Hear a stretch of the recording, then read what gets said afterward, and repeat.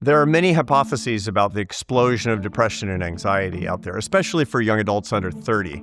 Depression has about tripled over the past 15 years for young adults, and anxiety has doubled. The question is, why? People have posited that it's a problem of a different generation, that boomers wrecked everything. They made the houses expensive, they ruined the environment. And a lot of boomers will say, no, the problem is it's the attitude and it's the fragileness of young people today. None of those explanations really hold water. People have been complaining about different generations for thousands of years.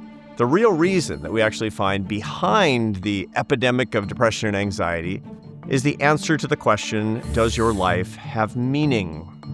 The percentage of the population, especially young adults, saying, my life feels meaningless, it started to creep up and then explode. Something happened very recently, really only in the past 15 years, that made life feel meaningless. And meaninglessness, the lack of meaning in life, lies behind the explosion of depression and anxiety. My name is Arthur Brooks. I'm a professor and a writer about the science of human happiness. My latest book is The Meaning of Your Life, Finding Purpose in an Age of Emptiness.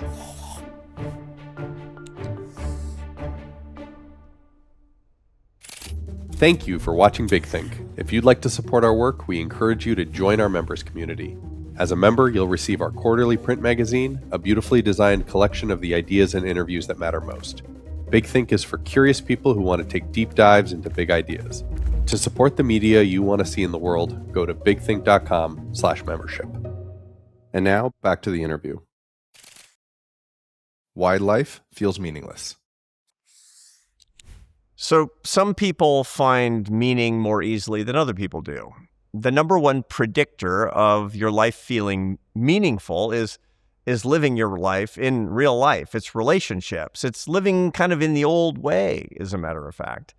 It wasn't that long ago that almost nobody said my life feels meaningless. But having distance between you and other people, or having technological mediation between you and other people, for example, having a screen between you and your friends, you and your loved ones, you and your family, well, that changes life. It takes it from in real life to something more like, a simulation of real life, which is exactly what a lot of young people say today. When I interview them, they'll say, my life feels fake. It feels like something's missing. It feels like I'm living in a simulation. The old movie, The Matrix, actually was about a machine intelligence that kept people in simulations to take their energy. Well, we're living in the Matrix in no small part, or at least many people are. And the people who are most living in that simulation, that technological simulation that's pulling them away from other people, these are the people who are lacking meaning. These are the people who say, my life feels meaningless. These are the people who are suffering the most. It's funny because the first thing that I ask young people who say their life feels meaningless is, so are you looking for it? And not very coincidentally, the people who feel like life is meaningless, they're actually not looking for meaning either. And what this suggests to me as a social scientist is the problem isn't that meaning is impossible to find. It's that looking for meaning has gotten harder. People are not, for some reason, and actually we do know the reason now, but the mystery is why people wouldn't even look for this thing that's actually so important in their lives. So the problem actually goes one step further back, not a lack of meaning, but a lack of the ability to look for meaning. There are two very famous psychologists who've specialized in understanding the meaning of meaning. What does it mean to understand the meaning of life? They're Michael F. Steger and Frank Martella, two important social psychologists. And they define meaning as really a combination of three things: coherence, which is why things happen the way they do; purpose, which is why I do the things that I do; and significance, which is why does my life matter? Those are the three big whys. Furthermore, Mike Steger, the first of these psychologists, created a survey that's very well validated. He's published a lot with it, and other psychologists have as well, in the academic literature, to see where people are in their meaning journey, whether they have a good sense of meaning, whether they're searching for meaning. This is the Meaning in Life questionnaire. I've done a lot of research with this as well, and I've administered this to my students for year after year after year and seen the results as this problem has gotten worse. One dimension of meaning that you measure with the Meaning in Life questionnaire is the presence. How much meaning do you feel in your life? How close are you to the goal of understanding the meaning of your life? The second is search. how hard are you looking? So there's 4 kinds of people with respect to this meaning in life questionnaire. There are those who have a really strong sense of their life's purpose. Their presence is high, and they're not looking as a result of that. These are happy homebodies. They're really good where they are. There's some who don't have a strong presence. They don't have it. They don't know it, but they're looking hard. These are hopeful wanderers. And I have a lot of students like that. And I was a lot like that when I was in my 20s. I didn't know what my meaning in life really was, but I sure thought I could find it, and I was looking hard for it. I was a hopeful wanderer. The third type is people who have a strong sense of life's purpose. They have a strong presence of meaning in their lives, but they keep looking. They keep looking because these are natural seekers, real strivers. That's kind of me today.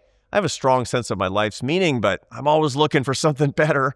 But of course, the most unfortunate people are the people who have a very low sense of life's meaning. They have a low presence of meaning in their lives, and they've given up searching, or they're never even started in the first place. And these people are stuck. They're just stuck.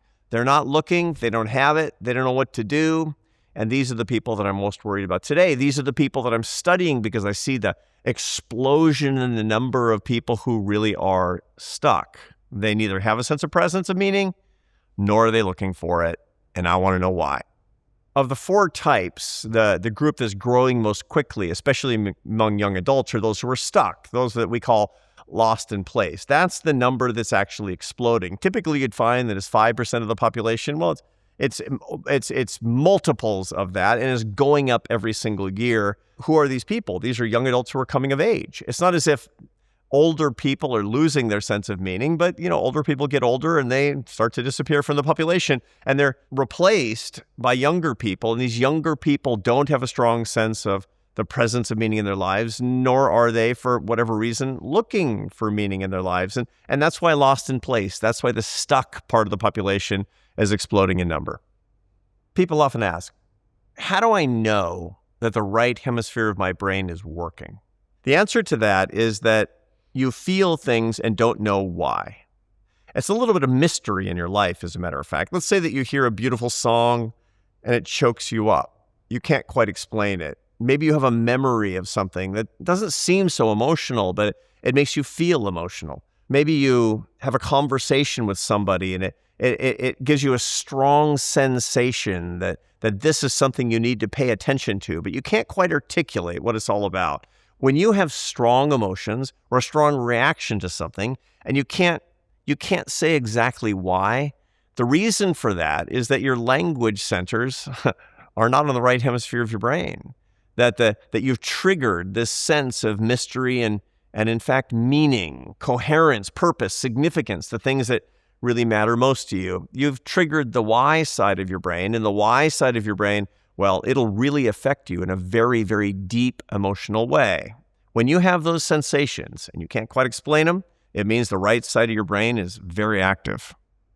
Human beings have brains that are more or less the same as they have been for about 250,000 years. That's the late Pleistocene period, in which Homo sapiens were, well, back then living in small bands of 30 to 50 kin-based individuals. They knew each other in real life. They saw each other every single day. They knew they were related, and they stuck together.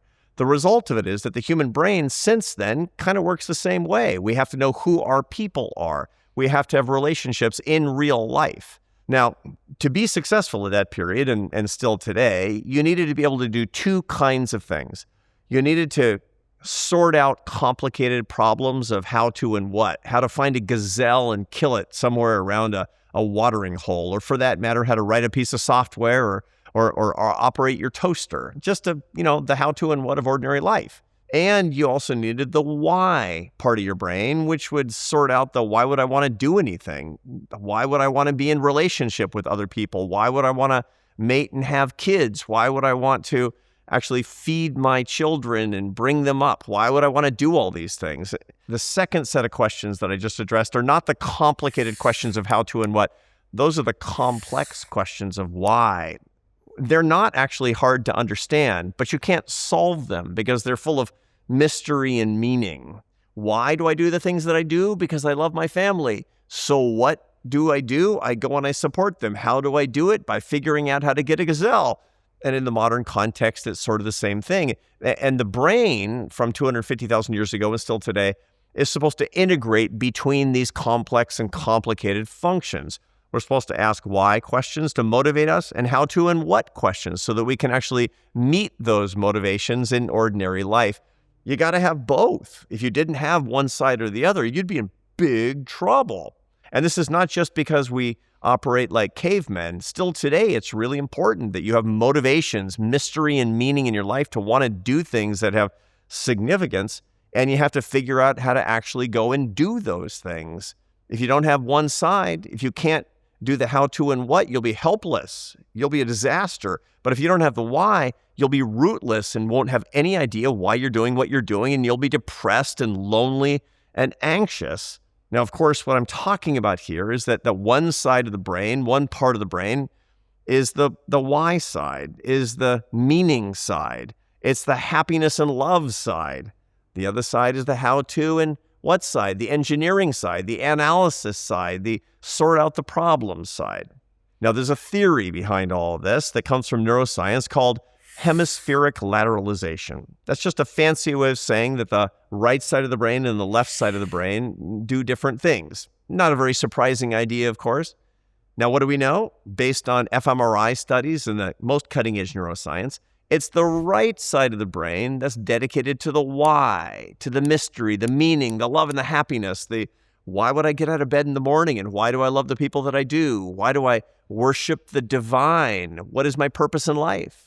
The other side of the brain, the left hemisphere of the brain, is the engineering side, is the complicated problem side. It's the how do I perform my job? How do I get to work? How do I sort things out? How do I write lines of code side of my brain? And they're working together all the time, unless something interrupts the communication between the two hemispheres. Or even worse, if something systematically shuts off one of those hemispheres, which, in point of fact, is what's happening today. It wasn't that long ago that our culture and our economy and the way that we lived was highly integrated between right and left hemispheres. But something happened about 20 years ago, and even more accelerating about 15 years ago, where we came to the view, philosophically actually, that every problem in life had a technological solution, that engineers could fix everything, that there's an app for that there's software that can solve these things, that there's something that we can get on our phones that will solve every problem, whether we're sad, whether we're hungry, whether we're lonely, whether we're depressed, that all of these problems can be solved with proper information and proper technology. The result of it is that we dove headlong into an economy largely driven by information, statistics, engineering, technology, apps, screens, because we tried to solve all the problems in life, all the complex, emotional, mysterious, meaning-based problems in life, with the complicated, fact-based, information-designed economy and technology that we could actually get from the engineering world. Now, that, of course, is an error, because in truth, the engineering side of life, which is incredibly important, is a left hemispheric side for solving left hemispheric problems, complicated problems. For problems in the right hemisphere of the brain, we don't need complicated solutions. We don't need these things at all. We need relational solutions. We need mysterious solutions. We need to solve them in the ways that people did in the old ways, before we had a hyper-engineered economy that was throwing random facts and information and data at us all day long, shoving us headlong into the left hemispheres of our brain, vacating the right side where we could actually solve these problems, where we could understand the nature of life itself. Here's the thing to understand. There's kind of a conceit that there's a complicated solution to life's complex human problems, but it always leads to bigger problems. In the 19th century, philosophers talked about scientific socialism, where we could get exactly the gears of the machine of society just right so that everybody would be blissfully happy. Well, we know how that turned out. It turned into a bloody 20th century that destroyed hundreds of millions of lives. We talk about scientific public administration, where that didn't destroy so many lives, but we know that that's not how things work. When we treat people through our government like a machine, People become incredibly unhappy, and frankly, it doesn't work. The version that we have over the past 15 years that's less about armies and less about government and more about the private sector and the economy and technology is something like, I don't know, social media. When social media was invented, the promise was this: it's going to solve loneliness. Well, here's the thing. Social media is a complicated problem of algorithms and technology. Loneliness is a complex human problem. When you try to solve a complex problem with a complicated solution, it gets worse. It's no surprise to me as a social scientist that every additional hour per day that you spend on social media, the lonelier you get. We have a series of complex holes in our psyche, in our minds, in our hearts. We want to fill them, but we can't fill them with these complicated plugs that come from information, engineering, technology, analysis, devices, and screens. It can't be done. And the more we try, the worse the problem gets. If you ever wonder, how often am I turning on the left hemisphere of my brain and turning off the right? Well, just ask yourself, how often do you look at your phone? If you're like the average American, you're looking at your phone 205 times a day. That's 13 times per hour. That's every 5 minutes or so. And you know perfectly that there are times when it's a lot more often than that. If you're in a supermarket checkout line, look at everybody around you and yourself. Everybody's on a screen. Are you behind a traffic light that's lasting a little bit too long? Out comes the phone. The truth of the matter is that any opportunity for the right hemisphere of your brain to turn on, to give you mind wandering and flights of fancy and thoughts of meaning, you're going to turn it off. You're going to go right to the left hemisphere of your brain by opening up your phone and being bombarded by information that you did not ask for. The fact that we've become so adroit at turning off the right hemisphere of the brain, turning on the left, the fact that in any given moment when we experience the slightest amount of boredom that we go right to our screens, it's had the net effect of making it impossible for us to be bored at all. I mean, nobody likes to be bored. Boredom is boring. People don't like it. But the truth of the matter is that we are designed biologically to be bored a lot. There's a set of structures in our brains called the default mode network. It turns on when you're undistracted, when you're bored. That's the set of structures that we need for right hemispheric activity because it leads to our minds wandering, to asking questions that are inside our hearts and inside our minds and not just coming from our phones. This is what gives us the capacity to ask the meaning questions in the first place. Now you got to ask yourself, why would I do this? Why would I turn off my ability to be bored and therefore become less and less and less adept at being bored in the first place? And the answer is because we solved the problem of boredom with technology. We didn't like it, and so we fixed it. But like so many problems in human life, we fix little problems and create major crises. We have analgesic drugs to wipe out pain, and that's great. But of course, we make them more and more and more powerful, and this year 100,000 people will die of opiate painkiller overdoses. We create major crises constantly to solve little problems. The way that we use devices to wipe out boredom is an absolute case in point. There's wonderful research that actually comes from my university where people are put into boredom experiments. You bring undergraduates into a lab, they'll do anything for $20, and you set them in a chair where they have nothing to do for 15 minutes. I mean, nothing to look at, nothing to listen to, just 15 minutes, complete silence. They have one thing that they can do besides wait there patiently. They have a little key fob with a button on it, and if they push the button, they self-administer a painful electric shock. What the researchers want to know is, what do people prefer, boredom or shocks? Now, you can imagine how this turns out. It's a question that practically answers itself in modern life. 25% of the women actually shock themselves. 2/3 of the guys shock themselves. Maybe this is more of an experiment of the difference between men and women. I don't know. But the bottom line is that a lot of people prefer shocks to being bored. In the experiment, by the way, one guy shocked himself 190 times in 15 minutes. He got thrown out of the experiment. The point is, we would prefer pain, and we figured out how to get that pain. It's the supercomputer in your pocket. That's your shocking device. Open it up. Get a bunch of information you didn't ask for. Look for notifications on your social media that will not edify you, you don't care about. Maybe look for a little bit of conflict that you weren't expecting. Zzz, zzz, zzz. It's just you in the experiment because you want to keep that default mode network off so you don't experience the slightest amount of boredom. And as the years go by, we get worse and worse and worse, and we escalate more and more on the technology. The problem gets worse. Now, there's another problem with boredom, especially when we actually don't know how to deal with boredom. It's highly correlated with addictive behaviors. I look a lot at the psychology of the addiction to substances and behaviors, drugs and alcohol and gambling. And one of the best predictors is being bored. Another is being anxious.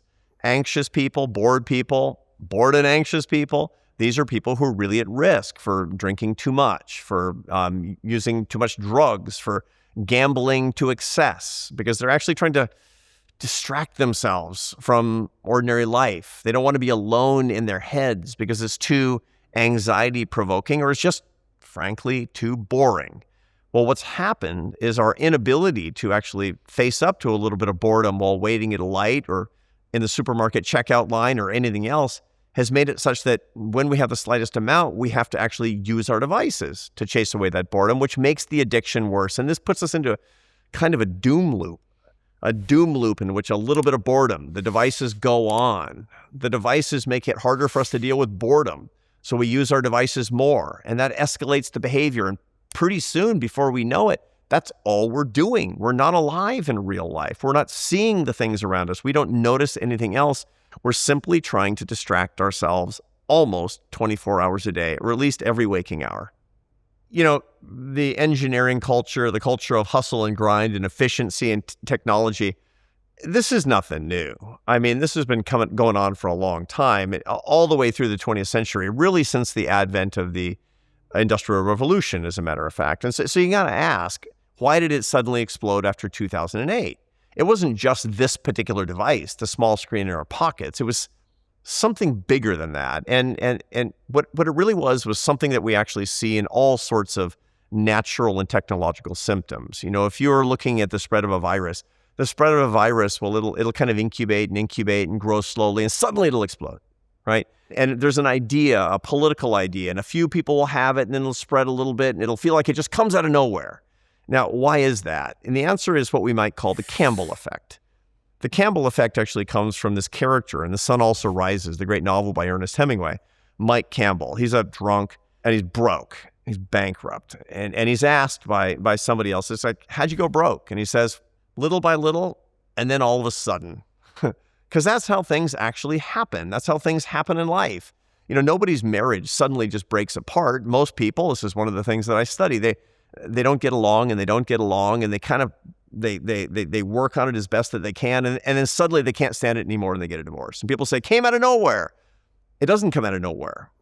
Our device addiction and the explosion of meaninglessness didn't come out of nowhere. It brewed and it bubbled and it cooked and it rose little by little. And then we had a few outsized innovations and boom. There's a common argument when there's a problem that the way to solve the problem is by doing the thing that appears to be problematic just a little bit more until it solves the problem. I hear this a lot. You know, if you find that spending a lot of government money leads to social problems, you just need a little bit more government money. Just a little bit more, and then we'll be okay. That's the kind of argument that people will make. But they make it in all sorts of ways. You know, people who are deeply, deeply addicted to alcohol, they deep down, they think there's enough alcohol out there, and at some point I will have had enough. I've studied people who make vast amounts of money. The first thing that a billionaire says after earning her or his first billion is, it didn't feel the way I thought it was going to. I guess I need another billion. This is also known as the hedonic treadmill. Run. But if it turns out that something is creating a problem, it's very rare that more of it is going to solve that problem. It makes perfect sense, but of course we sort of forget that. There's an expression that's apropos in this situation. It's, if you're in a hole, stop digging. And that's exactly the situation we are in with technology. Look, there are some utopians, and I'm not anti-technology. On the contrary, I've got every device known to man.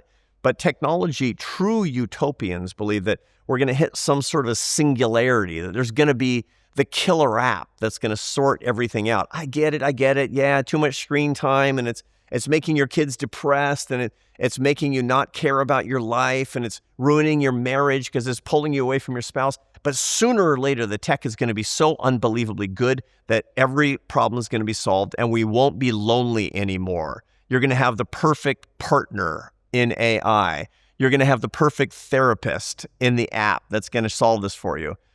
That's wrong. And the reason it's wrong is because the neuroscience is wrong. That's not the way that the brain works. You can't solve the right brain's problems by getting more left brain solutions. You can't get there. The truth is, you actually can't get to down by going further up.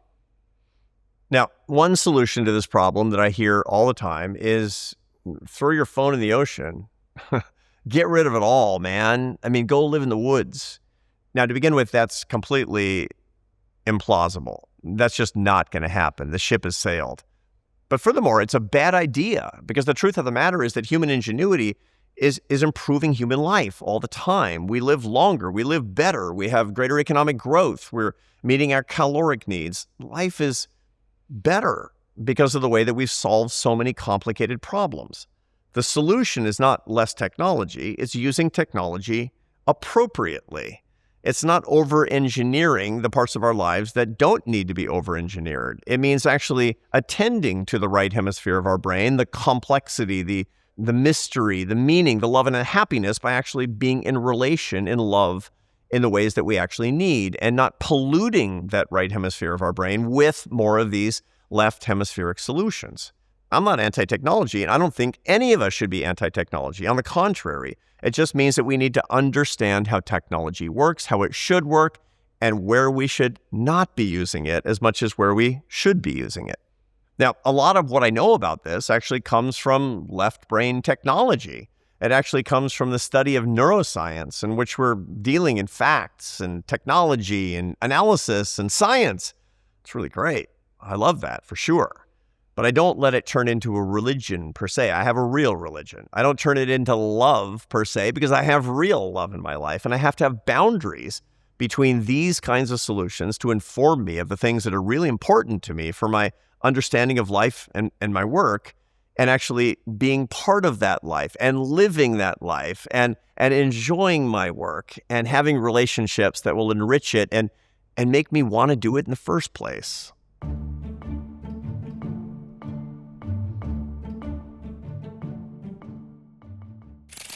Four times a year, we print a magazine worth putting your phone down for. Big Think's premium print magazine is built with custom artwork and expert insight from the world's biggest thinkers. No AI slop, no rage bait, just big ideas for curious people. Support the media you want to see in the world. Go to bigthink.com/membership to join.